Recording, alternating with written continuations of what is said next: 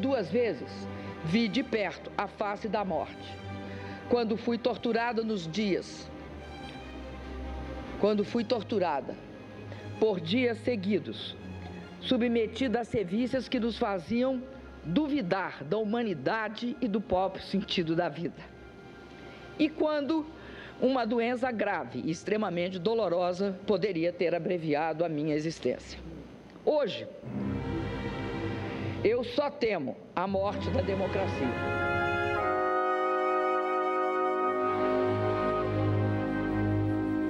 Junto aos aliados de ocasião no Congresso Nacional, Michel Temer apresenta sua verdadeira face. Projetos que não levam os direitos da população ao pódio. Projetos que passam longe do que se poderia chamar de espírito olímpico. Na arena política, nada de fair play. Golpe baixo contra os direitos sociais e a soberania popular.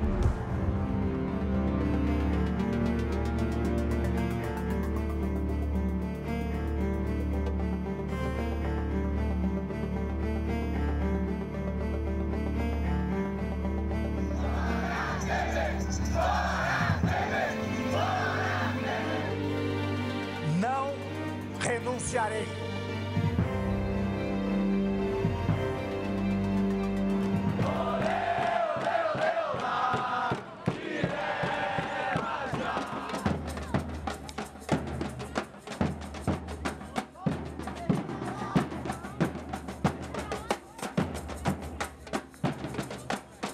Para onde vai o Brasil?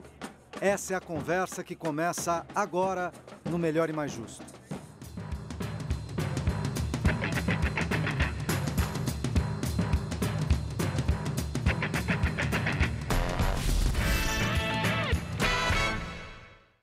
Olá, bem-vindo ao Melhor e Mais Justo. Hoje ao vivo pela TV, no canal 44.1, sinal digital HD aberto e também pelas redes sociais. Participe, envie perguntas, compartilhe. Depois do resumo do que foi o último ano na política nacional, um brutal tsunami atingiu em cheio o Palácio do Planalto e também o presidente do PSDB, o senador Aécio Neves. A divulgação ontem, pelo jornal O Globo, de uma gravação de conversa entre Michel Temer e um dos donos do grupo JBS, Joesley Batista, dando aval ao pagamento de propina para comprar o silêncio do ex-deputado Eduardo Cunha, em provável delação à Lava Jato, é acusação grave, gravíssima. Agravamento agudo das crises política e institucional. A nova república, que já estava morta, foi agora sepultada. Impeachment, cassação da chapa Dilma Temer pelo TSE, eleições indiretas ou diretas já? Para falar sobre essa onda avassaladora que assola o núcleo do governo federal e o Congresso, temos a honra de receber Wagner Iglesias, doutor em Sociologia e professor da Escola de Artes, Ciências e Humanidades da USP, e Vladimir Safatli, filósofo, professor livre-docente do Departamento de Filosofia da USP. Bem-vindos. Muito obrigado. Vladimir chegando correndo com o Trânsito São Paulo, programa ao vivo. Vladimir acaba de chegar, entrou no estúdio enquanto eu fazia a apresentação, e programa ao vivo a essa hora é assim mesmo. Ontem a gente teve a notícia bombástica. Sessões na Câmara e no Senado foram encerradas. A base governista literalmente saiu correndo do plenário. Gabinetes do Judiciário fechados. Reuniões de emergência. Nenhuma palavra do governo ou de sua base. Um pouco mais tarde, o Planalto, em nota, negou qualquer acusação. Por todo o país, manifestações invadiram a noite pedindo fora Temer e diretas já. Hoje, o dia seguiu em altíssima temperatura no Congresso, na Polícia Federal, na Procuradoria-Geral da República, no STF e nas ruas. Buscas e apreensões pela Polícia Federal, prisões, uma série de análises, especulações. Apreensão e pronunciamento de Temer por volta das 16 horas, dizendo que não irá renunciar. Por outro lado, renúncia de ministros. Mais protestos por todo o país. Que Brasil emerge desses acontecimentos? Wagner. Bom, boa noite. Agradeço o convite para estar mais uma vez aqui na TVT. É um prazer estar com você, Tuto. Um prazer estar também com o professor Vladimir. Eu acredito que é muito difícil hoje, no calor, né, dos acontecimentos e à medida em que a gente está tendo uma série de eventos que se sucedem hora a hora, você ter uma resposta tão definitiva para uma pergunta tão abrangente.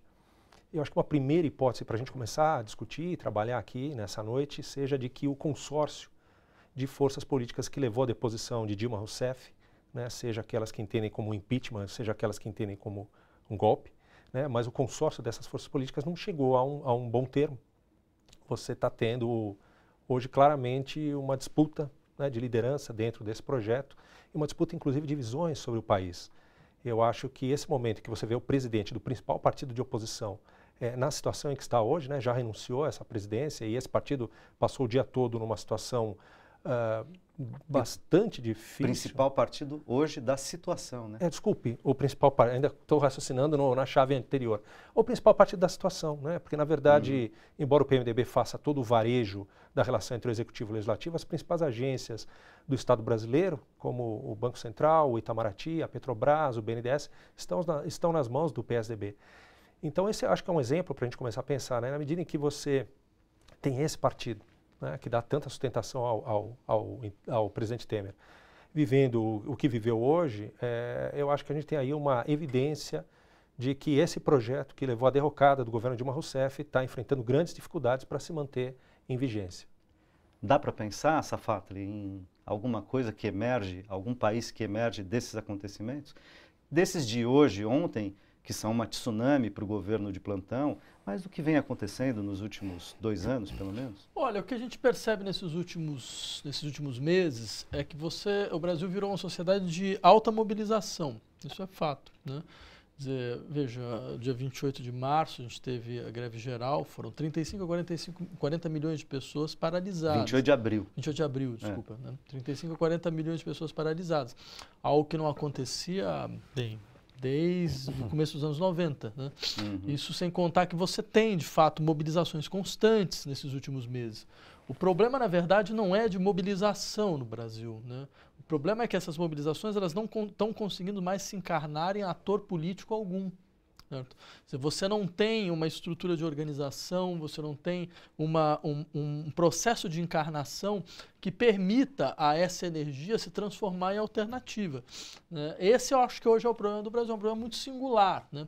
Porque não é um problema de uma sociedade paralisada, é um problema de uma sociedade sem processo de encarnação. E, portanto, falta projeto, né?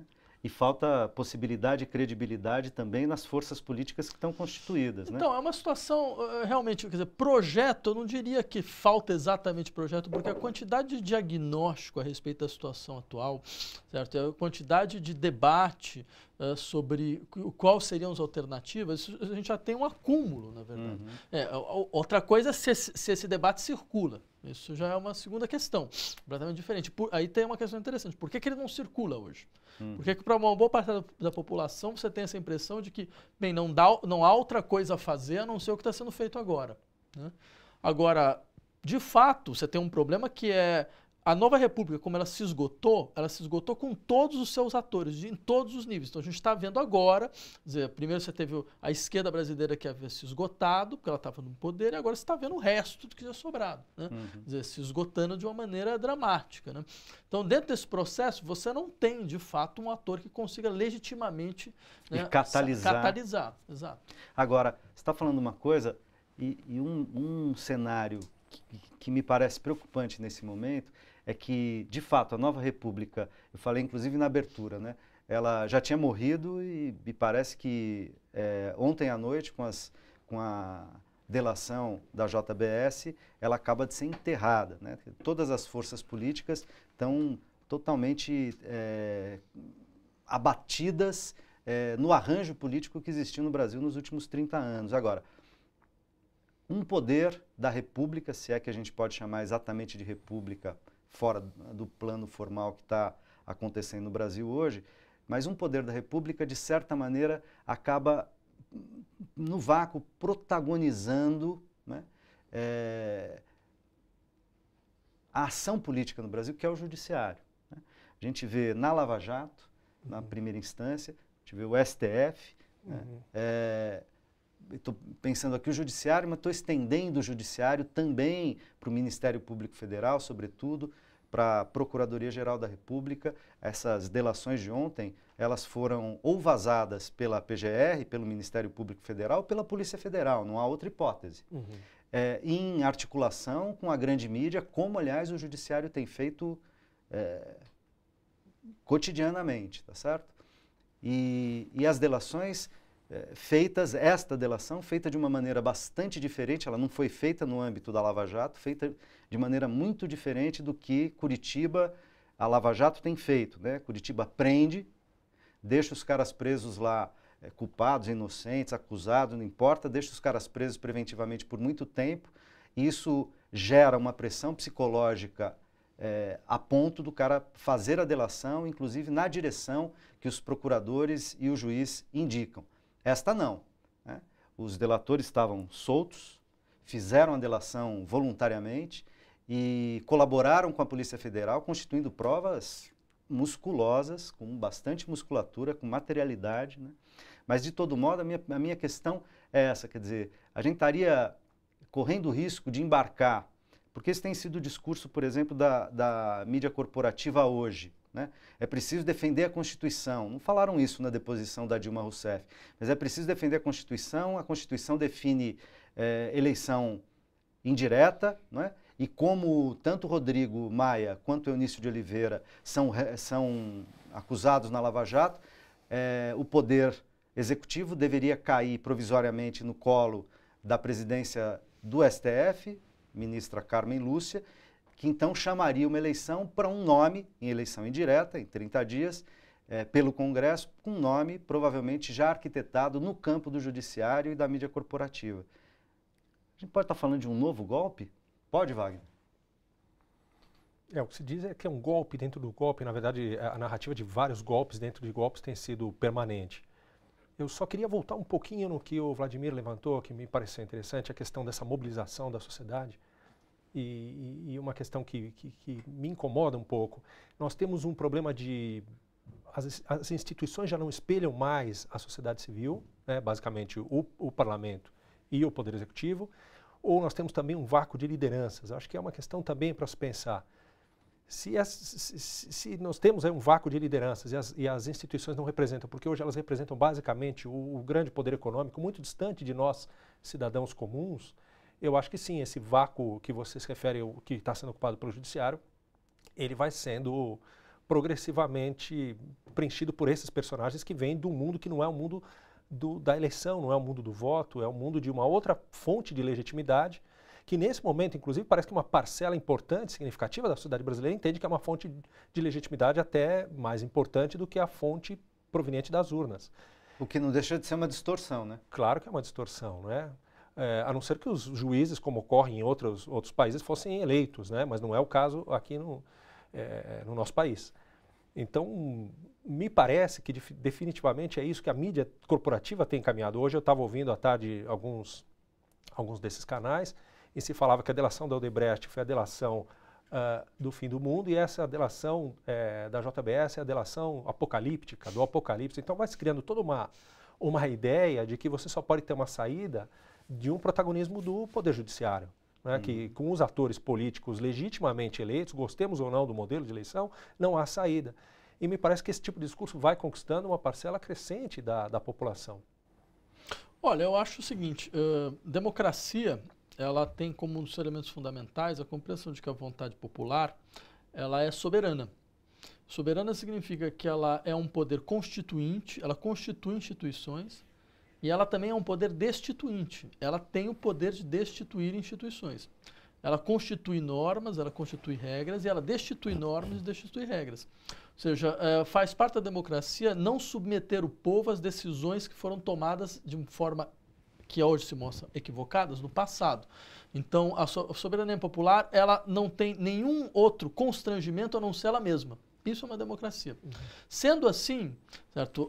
Você numa situação de crise como essa, operar na lógica de uma eleição indireta isso não é só apenas uma afronta à ideia de democracia, como é algo da ordem, eu diria, de transformar o país num país completamente ingovernável.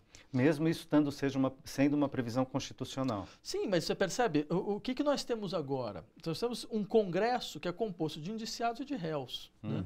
Certo? Que se demonstrou dentro desse processo da Lava Jato uma relação incestuosa entre o poder econômico e o sistema político brasileiro, certo? Quer dizer, você vai dar a este Congresso, certo, que é fruto deste processo que está sendo exposto no país há 2 anos, certo, a decisão de eleger um presidente em vias indiretas. E eu lembraria mais o seguinte, quer dizer, essa decisão, ela foi construída dentro de um arcabouço constitucional onde esse horizonte era quase um horizonte impossível de acontecer, entendeu? Quer dizer, não foi resultado, de fato, de uma exposição, certo, diante da opinião pública. Nós descobrimos hoje, né? É quase isso, a gente descobriu que existe como uma regra constitucional que permite a eleição indireta. Certo? Então, agora, é claro que no que diz respeito à sensibilidade política, esse país está no seu grau zero. Certo? Agora, o que eu garanto é o seguinte, você fazer um processo desta natureza, neste momento, dessa forma, com esses atores e dentro desse tipo de pressão popular, é querer tentar apagar um incêndio com um galão de querosene. Mas, de todo modo, demandará uma mobilização popular crescente para garantir que que a soberania popular se imponha. Né? Sim, mas veja que coisa, eu diria, monstruosa. Né? Digamos que você tem um presidente eleito de forma indireta, alguém que Deus sabe quem é, né? Que não tem legitimidade absolutamente alguma, que veio de um processo onde você já tem um acúmulo digamos assim, de crítica de um déficit de legitimidade dos ocupantes do Poder Executivo. E ele vai para fazer o quê? Vai ficar 1 ano fazendo o quê? Ele não vai fazer nada. Você vai ter uma pressão para colocá-lo como, digamos, o coordenador de um processo de reformas, que são as reformas, o mínimo que se possa dizer, as mais impopulares da história da Nova República. Certo? As que mobilizam contra ela o maior número da opinião pública. 71% da população, por exemplo, é contra a reforma previdenciária. Certo? Então, peraí, esta pessoa vai coordenar um processo desta natureza, porque ela vai ficar ouvindo uma pressão, olha, precisa fazer alguma coisa, certo? O Brasil está numa situação em sangue, é necessário, então, as reformas. Vão tentar manter a equipe econômica a todo custo. Claro, porque a equipe econômica é quem governa o país. Governa o país. Sim. E responde ao mercado definitivamente e cumpre esse projeto, essa agenda. O país é governado por uma junta financeira. Temer não existe. Michel Temer nunca existiu. Certo? Ele sempre foi o que ele sempre foi, ou seja, ninguém. Certo? Ele não é operador, não é nada. Quem decide é a junta. Bem, só por parênteses, veja que situação absurda.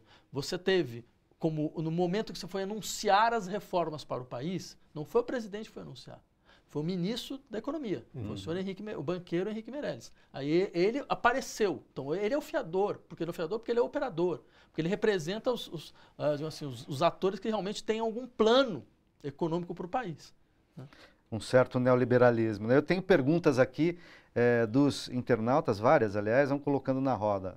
A L da Marquês de Tu, ou Marques de Tu, tendo o vazamento sido feito pelo Globo, o jornal O Globo, não é ingenuidade imaginar que se trata de um furo e não de uma estratégia e se deixar pautar pelo conteúdo vazado? Não seria essa exatamente a intenção da Globo? Não seria mais inteligente tentar entender qual a estratégia está por trás desse vazamento? Bom, tendo saído das organizações Globo, eu acho que esse tipo de desconfiança é bastante plausível e as organizações Globo têm um histórico, né? Se a gente lembrar desde os veículos do jornal Globo virados e queimados pela população na ocasião do suicídio de Vargas, né? O apoio da Rede Globo à ditadura militar, a edição do Comício da Direta Já, em 1984, em São Paulo, que foi tratado como aniversário da cidade, uma festa de aniversário, a edição do Jornal Nacional de 89, enfim, não é? O debate editado entre Lula e Collor. Enfim, de fato, a Globo tem um histórico que não recomenda nesse sentido. Então, acho que faz sentido as pessoas desconfiarem disso e solicitarem, demandarem que os analistas e que as demais pessoas tenham uma certa reserva em relação a tudo que a gente está vivendo desde ontem, né? Mas eu reitero aquilo que falei um pouquinho antes, né? Um pouquinho no começo, nós estamos no meio de um turbilhão e as notícias estão se sucedendo de uma maneira muito rápida, né? Me parece que essa organização, particularmente agora à tarde, estava apostando num desfecho do depoimento do presidente Temer que acabou não acontecendo. E, obviamente, que é de se desconfiar, né? Por que esse desfecho? Eu queria só dizer uma outra coisinha, ainda da questão anterior. A Nova República, de fato, me parece que esse grande pacto político que conduziu à transição da ditadura para a democracia acho que é consensual entre nós, entre muitos outros analistas, ele acabou, né?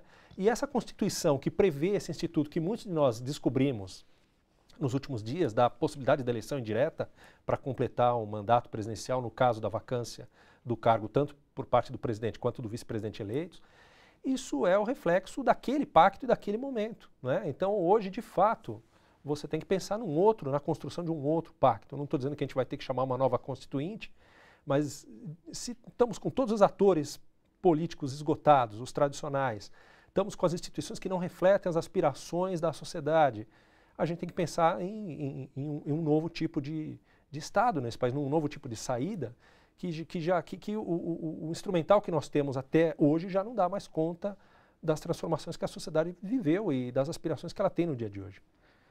Dá para falar o que do vazamento para a Globo e para o tamanho da cobertura que ela fez? Dá para desconfiar, como fez a Hélida aqui?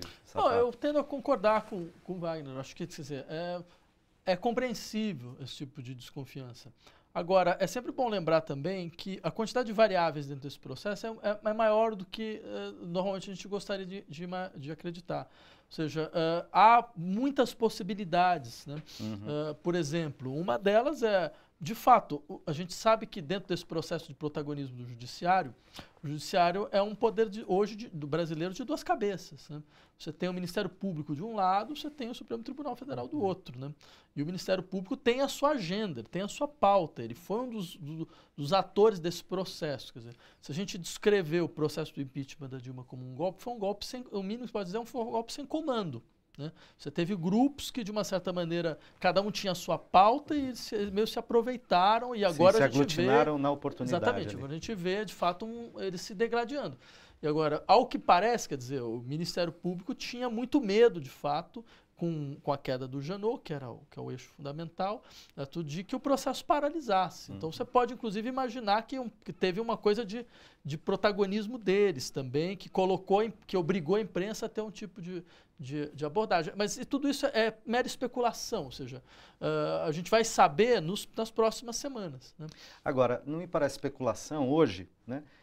Tanto o decano Celso de Mello, do Supremo, quanto o ex-presidente Fernando Henrique Cardoso soltaram notas, entre outras coisas, pregando o respeito mais absoluto à Constituição.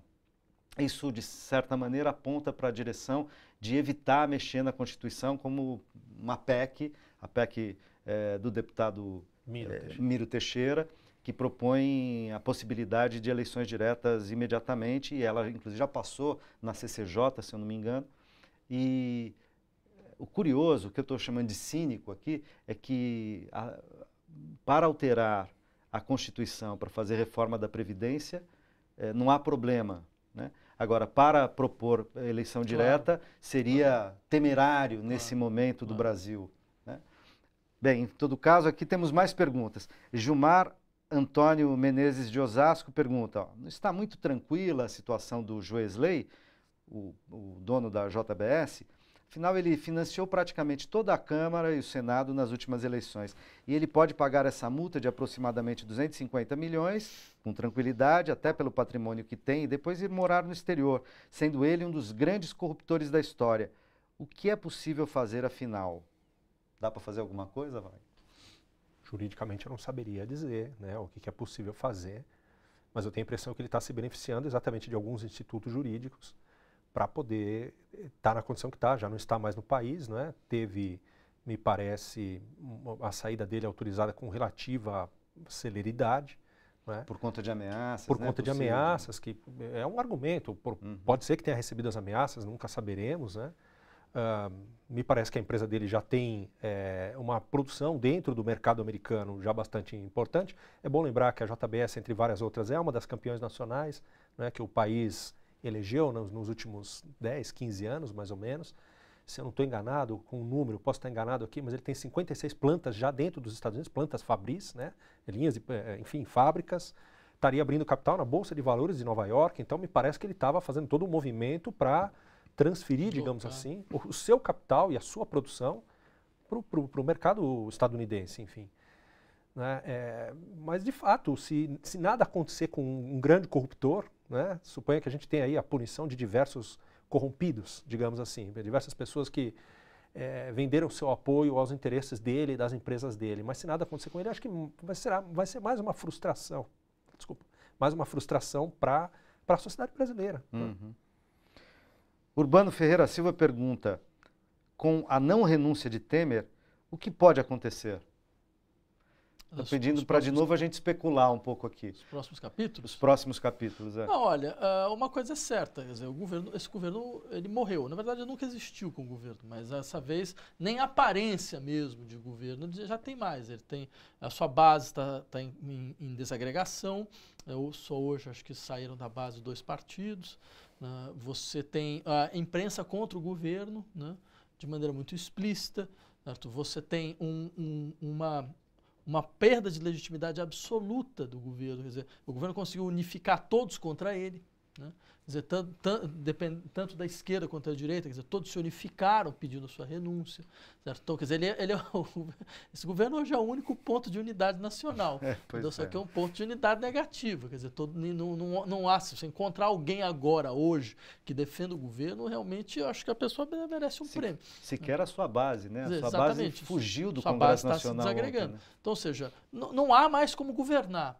Não há nem mais como ter essa ilusão de que existe alguma coisa parecida como governo, certo? Então, o que vai acontecer? Agora, é claro, você pode estar morto e continuar durante um certo tempo. A gente não sabe por quanto tempo. Agora, digamos que isso dure algumas semanas. Eu diria que você vai... tem um lado que é positivo, que você vai criar um processo de pressão popular, certo? De natureza tal, certo? Que daí pode, inclusive, aparecer coisas interessantes. Então, ou seja, já se viu muito claramente que o Temer não vai renunciar. Né? Quer dizer, a pressão toda tinha sido feita para que ele fizesse isso, hoje ele não vai fazer. Imediatamente, pelo menos. Né? Acho pouco provável, inclusive. Né? Porque se ele renunciar, o próximo passo ele vai para a cadeia. Né? Perde o foro privilegiado e não só dele, né? Sim, de todo o grupo que ele levou ao governo. A gente está numa situação assim, é uma coisa realmente inacreditável na história brasileira. Eu me pergunto se não era melhor entregar a presidência para o Marcola, então, de uma vez, porque se você está tendo pessoas que têm esse tipo de comportamento, ou seja, um sujeito que chega, você é indiciado, você vira para o presidente da República e fala, não, então, olha, eu comprei um procurador, estou pagando aqui R$50 mil para o procurador, o presidente fala, que interessante, que bom, não, continua assim, vai assim. Ou seja, então você percebe o que é isso? Que diferença tem essa de uma quadrilha? Entendeu? Pura e simplesmente. O presidente, no áudio, né, da delação que está circulando a partir de hoje à noite, você tem vários ilícitos ali. Né? O presidente ouve uma série de ilicitudes que o dono da JBS confessa, diz ali, de manipulação de procuradores, juízes, de pressão, de ter gente dentro da Lava Jato que trabalha para ele, que está atuando para ele de algum modo, e o presidente não fez absolutamente nada com isso, ouviu como cúmplice. Né? Do outro lado, faz o que fez, avalizando ali a mesada, a compra do Eduardo Cunha, a compra do silêncio do Eduardo Cunha. E mais uma coisa, ele antecipa para um empresário, para um grande empresário, a queda dos juros. Ou seja, dando vantagens para o cara que tem dinheiro investido, que tem dinheiro para investir, porque é um operador do mercado financeiro. Se o sistema capitalista mesmo, esse seria o pior dos crimes. Esse seria o pior dos crimes. Seria realmente imperdoável. Mas a gente está é uma coisa... O que é curioso é que as pessoas foram atrás do vídeo, né? E eu acho que está no 11 minutos e 37 segundos. Recebi de várias pessoas, é esse o ponto. E é o ponto onde o Temer diz, tem que continuar isso aí, acho que a frase é mais ou menos assim, continua com isso. Em relação à mesada para o Eduardo Cunha. Mas o que é curioso é que muita gente acha que não atentou tanto, são essas várias ilicitudes, esses vários crimes que estão sendo confessados E a atitude do presidente é impassível, né? E mais do que a atitude impassível no áudio ali. Eu falei vídeo, né? Mas é áudio. Não se tomou medidas depois disso, né? Nas semanas, nos dias, aquilo era uma coisa para tomar medida no dia seguinte. Não aconteceu nada. Foi em março, nós estamos em maio já. Quer dizer, é uma coisa meio assim espantosa.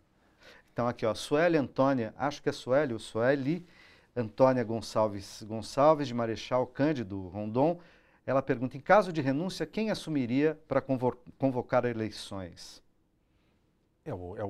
Pelo menos é o que está no preceito. A linha sucessória. A linha sucessória é o Rodrigo Maia, o presidente da Câmara. Na sequência, na impossibilidade, o Eunício Oliveira, presidente do Senado, na impossibilidade, a presidenta do Supremo Tribunal Federal. Como ambos, tanto Rodrigo Maia quanto Eunício de Oliveira, são investigados na Operação Lava Jato, a tese que está se defendendo, que alguns estão defendendo, a mídia corporativa, por exemplo, é de que seria estranho eles assumirem o governo, que a ministra... Legalmente eles podem, eles não podem se eles se tornarem réus, né? Como, por exemplo, o Renan Calheiros naquele episódio. Agora, legalmente é uma coisa, mas a questão eles não têm nenhuma condição política de assumir um cargo dessa natureza por um dia. Pois é, teriam que ficar, no mínimo, 30 para convocar eleições, né? E depois aguardar a realização das eleições pelo Congresso. Mas não tem condição política de assumir a presidência da República, não tem condição política de chamar um processo eleitoral, que vai ser indireto, e aqueles que votariam não têm condição política, a grande maioria, de votar, porque vários estão na condição de indiciados ou de réus. A encalacrada é grande, né? Aqui, tem mais perguntas. Mônica Castro, pelo YouTube, ela gostaria de saber dos convidados se há possibilidade de uma emenda para barrar a funesta intenção das indiretas, caminho natural do golpe, dentro do golpe, e assim a vitória da Globo mais PSDB. Daria para fazer uma emenda para barrar as indiretas? É isso que a gente estava falando, né? O Miro Teixeira tem uma proposta de emenda constitucional tramitando no Congresso Nacional, tramitando na Câmara, propondo as diretas, o que então terminaria com a possibilidade de eleições indiretas. Agora, de novo, esse jogo de forças dentro do Congresso e, como disse o Safatli, há muitas variáveis em jogo aí, a gente não consegue saber exatamente para onde vai pender.